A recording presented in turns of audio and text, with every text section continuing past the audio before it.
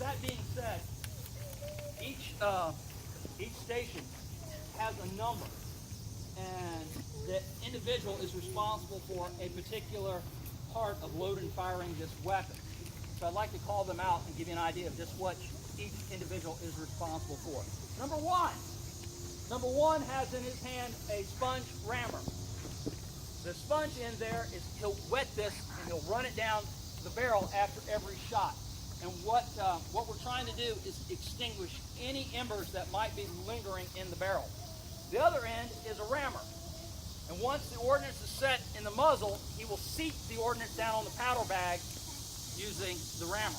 Number two has, well, two jobs. The first is to load the ordnance into the muzzle. The second one is he has a wormer in his hand right now. And that pound of black powder comes into a cloth linen bag. And sometimes all that linen is not destroyed. So it's his job to take that wormer, yank out all the remaining parts of that powder bag so that this thing doesn't go off when we don't want it to. Number three has a couple jobs. On his thumb right now is something called a thumb stall. And every good Boy Scout will tell you that when you're out camping, the way to get a fire to really take off is to blow on it, to add more oxygen to the embers. Well, that's the one thing that we do not want to have happen. So he has a thumb stall, and he will put that thumb stall over top of the vent and make sure that no air that's unwanted gets into the artillery piece. The other thing that he has is called a vent pick. And it's that vent pick, he will push down the tube and he'll pierce that pound of powder so that the friction primer can do its job. Number four has the lanyard. He's our trigger man. That lanyard attaches to that friction primer, and when the order is given to fire, he pulls it. Hopefully everything will go off just the way we want it to. Number five is our carry man. He has a bag on his hip. Do me a favor, in your mind's eye, imagine instead of one lone artillery piece up here, you have an entire battery, 4 to 6 guns, all going off. You got smoke everywhere. You got embers flying in the air. What is going to happen if he's carrying that powder and that ordnance out in the open? There's a darn good chance it's going to go off on his hip, and he's going to take out his own crew. We don't want that to happen. So for safety reasons, everything goes into that leather bag. More efficient way of carrying it up because he's running at a trot. Doesn't have to worry about tripping over his feet or anything like that. Back on the limber, where all our ordnances are kept, are number 6 and 7. And they're the two individuals that are listening to what the officer is saying, and they're cutting the fuses, they're pulling out the ordnance, and they're giving those to number 5 so that this piece can operate efficiently as possible. The whole crew is led by a corporal, known as a gunner. And our gunner, around his neck, has something called a pendulum hawse.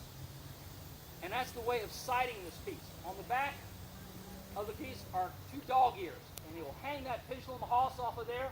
So reach down and sight through there. He's gotten some help in sighting this thing from number 3. Number 3 will reach back to that long stick there called a trail spike.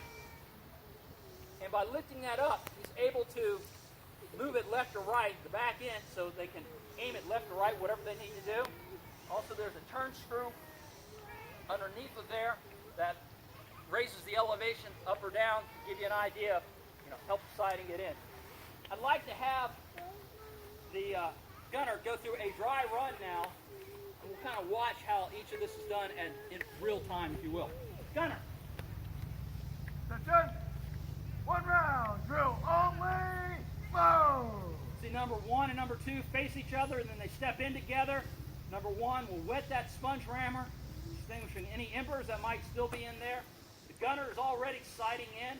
Number 3 is holding that, got his thumb stall over the vent. That little tap right there is a sign for number 2 to reach around and take the ordnance from number 5. He seats it. He'll step out. Once he's out, number 1 will seat it.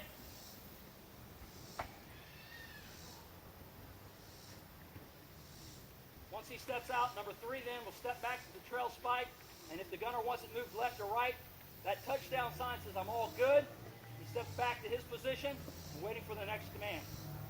Ready! On the order of ready, number 3 and number 4 step in. That vent pick is drawn out, pierces the black powder, the friction primer is put in, and number 3 is holding that lanyard to make sure it doesn't fall down. Once he steps out, Fire! the order to fire is given, Attention! and hopefully it goes off. I like to have my gunner do a live round. Again, folks, it's very loud, and if you are sensitive to loud noises, you might want to cover your ears. Children, you might want to cover their ears as well. One round! Solid jump!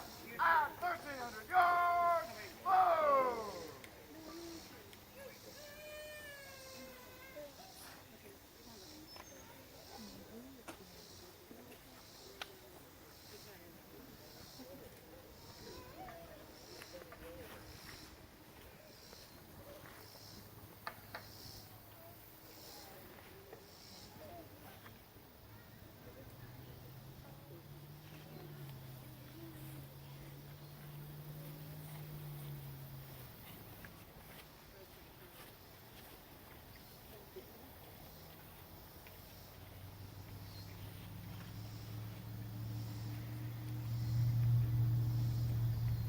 Ready! I want to cover your ears, folks.